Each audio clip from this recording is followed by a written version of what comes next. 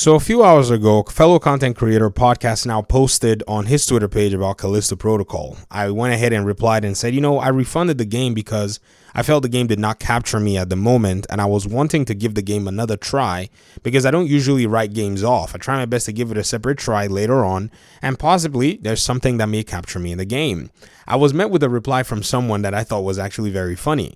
They replied and said, "Oh, but you play Gotham Knights, but you like Gotham Knights." I get a lot of these comments all the time. There'll be people who come on the channel whenever I say something about another video game that may not necessarily be their forte in terms of them liking my comments. They refer to Gotham Knights as this one thing, like it's some kind of a plague or whatever it is. Now, like I've said, for the most part, I don't take a lot of folk like these seriously because a lot of what they're actually saying is quite useless in the grand scheme of things. One thing about Gotham Knights was it was a game that was going to always attract a lot of detractors before the game even launched. So on reading comments and following that game very carefully, I knew Gotham Knights was going to get the reception that it actually did get. This person eventually went ahead after I told them good for them. I thought they had their own taste in games. And they said that they enjoyed the game being pooped on and possibly the game not ever getting a sequel. Now, here's why I actually laughed at that statement. I just replied and said, well, good for them. I didn't want to get into an argument on Podcast Now's own Twitter thread. Now, if it was on my YouTube page, you guys know me. I usually like to tender receipts. But someone here in our community went ahead and asked and said, this is kind of frustrating that Gotham Knights got all of this hate just from people who want to be detractors. Is the game having any hope that the developers are going to be making another game, or are they going to be making a sequel or whatever it is? And I thought it's very interesting that we actually go in and talk about this at this moment in time. So first of all, when you look at the fact that I refunded Callisto Protocol because of my own reasons, which were basically Midnight Suns is a game that's there that I want to play, you can already tell by the user acceptance of both games as to this person's comment being quite asinine and actually somewhat very stupid. A lot of times people say things without thinking, and it's very easy to laugh, but like I said, tendering receipts is actually pretty good. If you go on Steam and you look at Callisto Protocol's rating in terms of its, acceptance, you'll notice that the game has been steadily creeping back from the 40% user acceptance all the way to 57%. As it stands right now, there are 7,000 negative reviews and about 8,900 positive reviews. I'm not here to gloat over this because I can tell you that these developers putting their very best into trying to do the best work that they could, and making a game from multiple versions probably just did them in. That's why the PlayStation version is polished. The Xbox and the PC version did not receive the very best polish. I'm only here to just showcase the difference in consumer acceptance. If you look at Gotham Knights compared to that, you notice that Gotham Knights is at a 72% positive reception overall, whereby you're seeing that about 7,700 folk actually rated the game on the positive note, while about 3,000 rated the game on a negative note. This is the difference. So if I were to maybe say I refunded Callisto Protocol because I just didn't like the game, I'm not a minority in that case. And if I said that I like Gotham Knights because the game actually resonated with me, I'm still not a minority. And it brings me to this place to say, so is Gotham Knights going to even ever get some kind of a sequel? Or are the developers at Warner Brothers Montreal going to make another game? The answer to that is simply a yes. Who's going to let go of a studio that can actually bring a game to the market? A game that had a huge favorability among the people who actually played it? Who's going to allow for a studio that already has creative direction, ideas, artists, programmers just go to the waste? A lot of the comments here on YouTube are actually being made from people who do not consider the business side of things. A lot of times, most of these folk are very emotional about the way they look at things, and they don't understand anything regarding business acumen. So most of the times, they will say very, very illicitly, I don't want to insult anybody, but unthoughtful things that don't make any sense. Because if you look at gaming without looking at the business side, you're never going to really be able to understand it. You see, the team that actually developed Callisto Protocol as well are also going to be given another project to make another game. Why? Because being able to actually get a game out into the market makes you an MVP. The standard might be low for somebody who may be thinking, well, is that the standard now? But at the end of the day, it's a big standard because of the difficulty in making a video game after investment has been poured into your studio. So shout out to Striking Distance Studio for releasing their game. I congratulate them. Even if the game did not land on its best footing, they're working on their game to get their game polished. They have a publisher, that's Krafton, that wanted their game and their investments to basically see the light of day. So these are the stresses that have to go with things. I'll be happy to get back into Callisto Protocol once I have some time. I haven't played Midnight Suns. I'm not writing off the game. I think the game is a really solid idea, especially when it has to challenge the OG Dead Space, which is coming out in just a few days from its own release. So for those who may be wondering, and for my audience member who actually wrote this, I just want to go ahead and say there's no need to, worry about these folk that are saying stuff on the internet. Having been here on the YouTube space for a minute, about 6 years, I can tell you that a lot of them are very unserious people. For the most part, they're having a bad day and they're looking for someone to take it out on. So usually they'll find a YouTuber or they'll find somebody else in the comment section and start acting up like, they have something viable to say.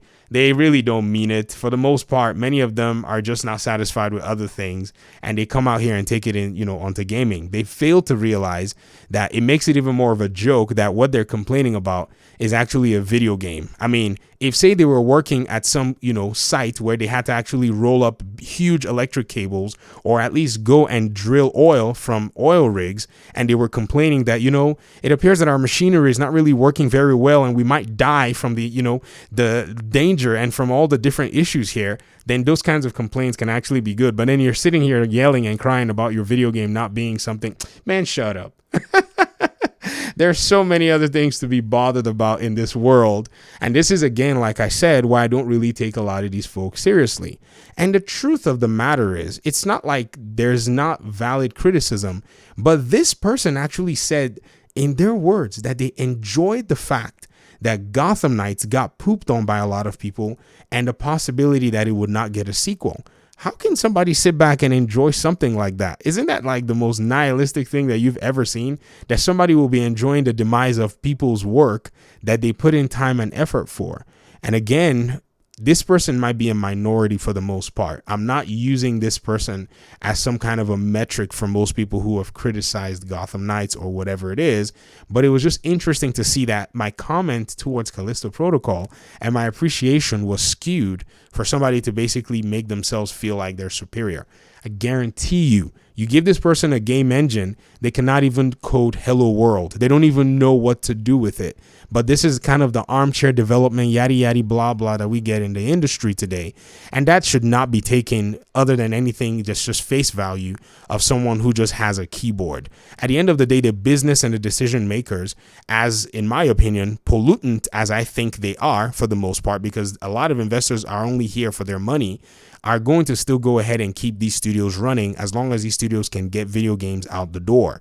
This is what the gaming industry is about. If gamers are not satisfied with the product, the best thing and the best way to approach this is that many of them do not purchase the product at all. Because another thing that you have to pay very close attention to is also a lot of the criticisms that Gotham Knights actually faced. Do you know what other games faced them? Batman Arkham Knight also faced a lot of the criticisms. In fact, for some people, Arkham City had similar criticisms in a sense to Gotham Knights. Why? For the most part, players are very, very hard to satisfy. In fact, I made a list of a lot of the different things that people criticize Batman Arkham Knight for. And if you actually contrast them, you're going to see that Gotham Knights has also faced similar criticisms. Example is the story. How many of you remember, or how many of you at least criticize the story of Batman Arkham Knight? The same has kind of been done to, Gotham Knights as well. No one is saying that Gotham Knight's story is strong, but at least you can see and appreciate the fact that gamers still stay consistent in their criticisms for whatever video game it is that they probably don't like or appreciate. Another thing that was also criticized that Arkham Knight got criticized for, that Gotham Knights is getting a lot of criticism for, is the gameplay. Now, this sounds crazy, but there is a YouTube video, or at least 3 YouTube videos, that criticize the gameplay of Batman Arkham Knight because a lot of elements were based on the Batmobile. it wasn't the mechanics that were criticized. The mechanics for Arkham Knight were actually very good. The developers had basically cleaned up a lot of different things from the previous Arkham games, so it wasn't really like it was a big deal when it came down to Arkham Knight. So all those things were good. Another thing as well, too, were the villains, which many have criticized the villains in Gotham Knight, saying there's only 3 of them and, you know, the end boss is not really impressive. Where did I hear that complaint in 2015? Oh, I know, the Arkham Knight Jason Todd. He was also criticized for not being unique and the developers having to throw some kind of a bait and switch that didn't work. So we've heard it all, we've read it all. It's very hard for a developer to be able to please gamers. And I think with all of these hyper criticisms, the superhero genre in video games might eventually die. It might not seem likely because a lot of what Marvel is doing seems to be supporting and holding things up. But when I say die, I'm actually looking specifically at the DC side. You see, Marvel is going to always succeed because its fans are some of the more appreciative fans out there.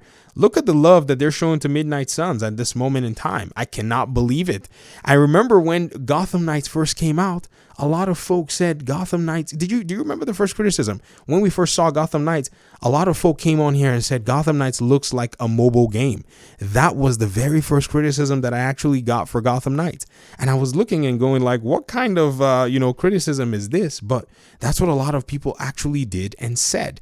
Whereas if you look at a game like Marvel's Midnight Suns, it does have mobile game elements that the game is actually somewhat, similar to, in a sense. Like if you played it, it's a game that you could probably run on a mobile phone. But guess what? I appreciate the game because it brings something different to the table. And that appreciation is not only reflected by me, who's coming from the more DC-based fandom, also its fans are also giving it the love that they think it deserves. I mean, somebody in one of these positive comments said something. They said, don't be fooled by the mobile aesthetics of this game. They're even telling you that they acknowledge that this game looks like a mobile game, but they still love it. So at the end of the day, it's all about gamers playing what they want to play and looking at video games from the perspective of the business side. All of these ratings and all of these rankings, they seem to stem from the players themselves engaging with the games and loving the games. I think what developers can do is actually make sure that they bypass a lot of the reviewers. I'm going to make a video about this. It's a video that's probably going to be heavily criticized, but I think it's a video that's necessary to make, and a voice in this gaming community needs to spell it out.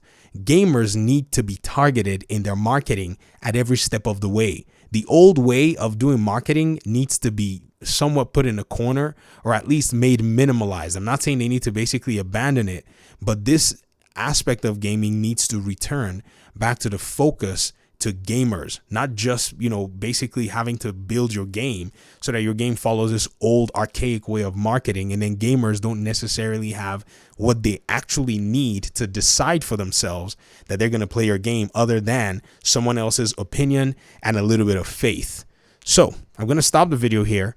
I want to hear your thoughts in the comment section. Thanks so much for watching the video, and hopefully we'll talk pretty soon in another one. Peace out.